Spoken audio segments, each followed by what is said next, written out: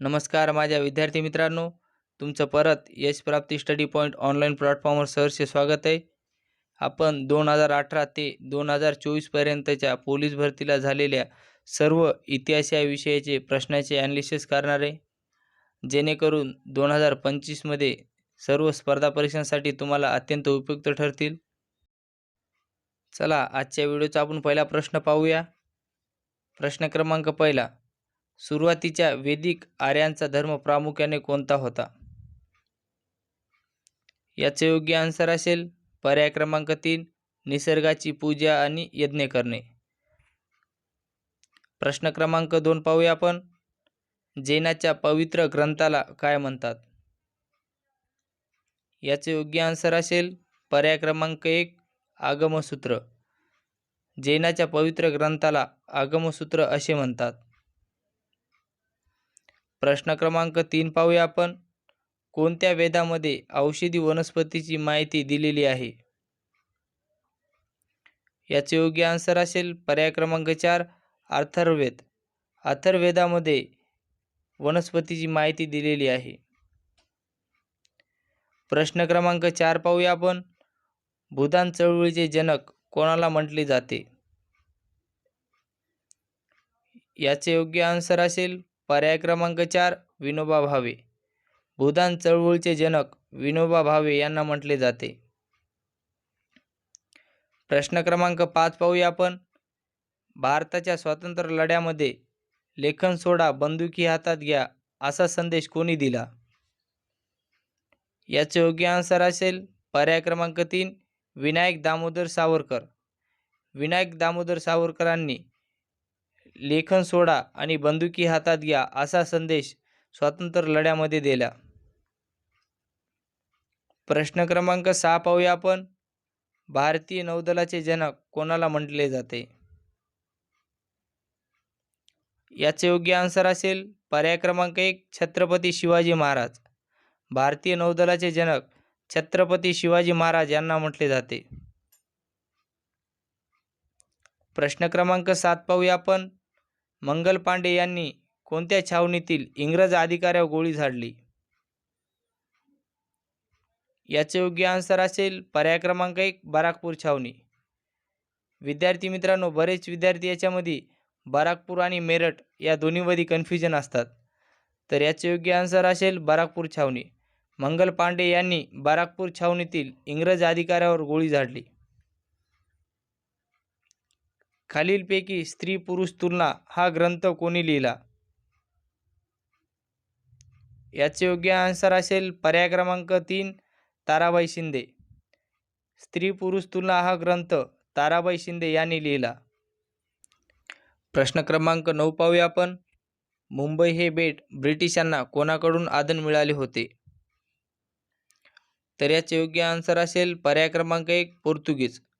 मुंबई हे बेट ब्रिटिशांना पोर्तुगीजांनी आधण दिले होते. प्रश्न क्रमांक 10 पाहूया आपण. भारत सेवक समाजाची स्थापना कोणी केली? तर याचे योग्य आन्सर असेल पर्याय क्रमांक 2, गोपाळकृष्ण गोखले. भारत सेवक समाजाची स्थापना गोपाळकृष्ण गोखले यांनी केली. प्रश्न क्रमांक 11 पाहूया आपण. ग्रामगीता हा ग्रंथ कोणाचा? याचे योग्य आन्सर असेल संत तुकडोजी महाराज. ग्रामगीता हा ग्रंथ संत तुकडोजी महाराजांचा आहे. प्रश्न क्रमांक 12 पाहूया आपण. चंपारण्य सत्याग्रहाचा लढा कशाशी संबंधित होता? तर याचे योग्य आन्सर असेल पर्याय क्रमांक 2, नीळ. चंपारण्य सत्याग्रह हा लढा नीळशी संबंधित होता. चंपारण्य हा लढा 1917ला महात्मा गांधींनी दिला आणि याच लढ्यामध्ये रवींद्रनाथ टागोरांनी महात्मा गांधीला महात्मा ही पदवी दिली. जर विद्यार्थी मित्रांनो, जर तुम्ही आपल्या या चॅनलवर नवीन असाल तर प्लीज लाईक आणि सबस्क्राईब करायला विसरू नका. प्रश्न क्रमांक 13 पाहूया आपण. कुतुब मिनारची उंची किती मीटर आहे? याचे योग्य आन्सर असेल पर्याय क्रमांक 1, 73. कुतुब मिनारची उंची 73 मीटर आहे. प्रश्न क्रमांक 14 पाहूया आपण.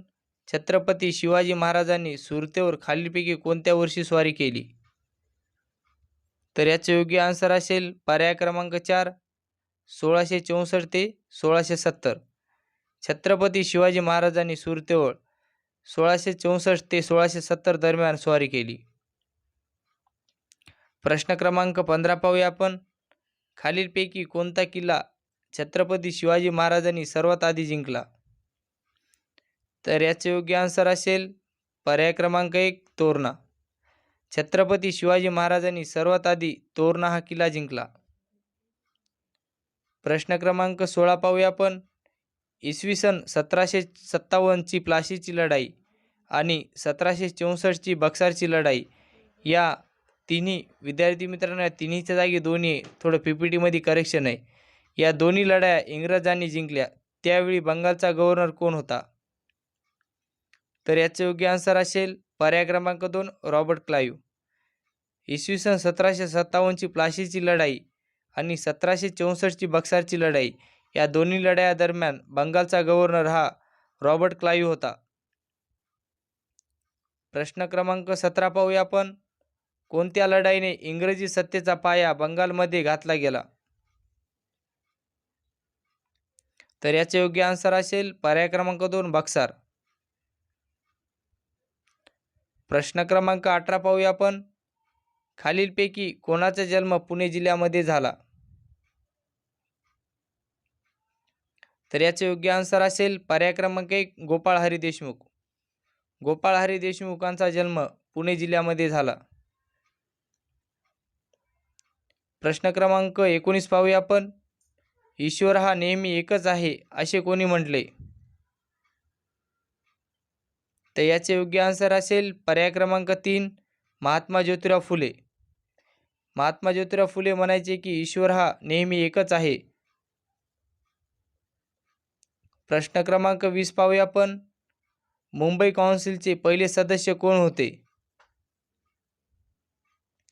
तर याचे योग्य आन्सर असेल पर्याय क्रमांक 4 नाना जगन्नाथ शंकर शेठ. मुंबई काउन्सिलचे पहिले सदस्य म्हणजे नाना जगन्नाथ शंकर शेठ होय. पंढरपूरमध्ये विठ्ठल मंदिर सर्वांना खुले करण्यासाठी आमरण उपोषण कोणी केले? विद्यार्थी मित्रांनो, त्या फुलेच्या जाग्यावर खुले असा हा शब्द आहे. याचे योग्य आन्सर असेल पर्याय क्रमांक 2 साने गुरुजी. पंढरपूरमध्ये विठ्ठल मंदिर सर्वांना खुले करण्यासाठी साने गुरुजींनी आमरण उपोषण केले. प्रश्न क्रमांक 22 पाहूया आपण. हिंगणे येथे अनाथ बालिका आश्रम कोणी सुरू केले? तर याचे योग्य आन्सर असेल पर्याय क्रमांक 4 महर्षी कर्वे. हिंगणे येथे अनाथ बालिका आश्रम महर्षी धोंडो केशव कर्वे यांनी सुरू केले. प्रश्न क्रमांक 23 पाहूया आपण. स्वातंत्र्य मजूर पक्षाची स्थापना कोणी केली? तर याचे योग्य आन्सर असेल पर्याय क्रमांक 2 डॉक्टर बाबासाहेब आंबेडकर. स्वातंत्र्य मजूर पक्षाची स्थापना डॉक्टर बाबासाहेब आंबेडकरांनी केली. प्रश्न क्रमांक 24 पाहूया आपण. आझाद हिंद सेनेचे ब्रीदवाक्य कोणते होते? तर याचे योग्य आन्सर असेल पर्याय क्रमांक 4 विश्वास, एकता, बलिदान.